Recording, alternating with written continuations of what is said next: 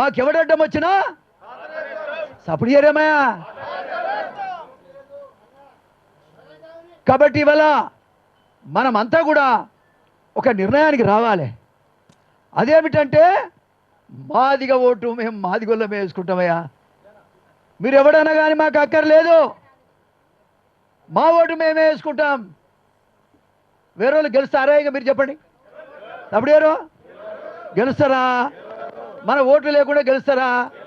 మనోళ్ళకి ఏం తెలియదు అంటే ఈ ఊరు నుంచి ఆ ఊరు, ఆ ఊరు నుంచి ఆ ఊరు, అందరం కలిపితే మనం ఎంతమంది ఉన్నామో మనోళ్ళకి తెలియక, మన బలం తెలియక మనోళ్ళు పాపం ఇబ్బంది పడుతున్నారు. నేను ఒక మాట చెప్తున్నా, ఒక్క నియోజకవర్గంలో 50,000 మంది మనం ఉన్నాం.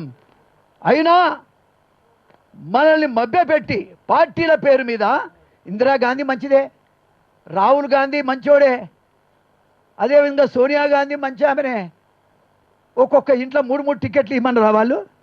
సభ్యారామయ్య ఇమన్నా చెప్పమనండి.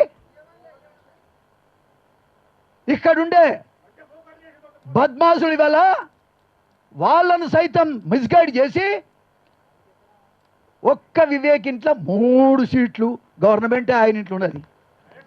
సపోర్ట్ చేయడమా? ఒక్క వివేక్ ఇంట్లో 3 సీట్లు అంటగా. తర్వాత ఇక్కడ బట్టి ఆయన ఇంట్లో 2, ఈయన ఇంట్లో 3, ఇక 5 మీకే. ఇక మేము ఏం పిక్కాలి? గడిగోయాలా? సపోర్ట్ చేయరు?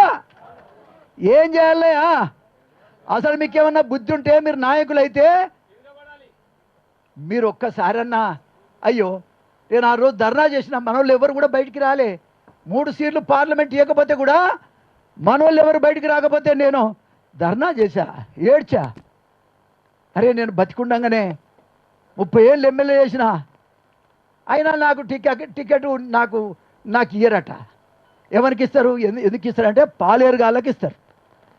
ఇవాళ మా జాతిని మొత్తంగా మీరు ఏదో రకంగా బానిసలు చేసుకొని మమ్మల్ని ఆగం చేస్తున్నారు. ఇక ముందు ఆ ఆటలు సాగవని కూడా ఈ సందర్భంగా నేను తెలియజేస్తా ఉన్నా.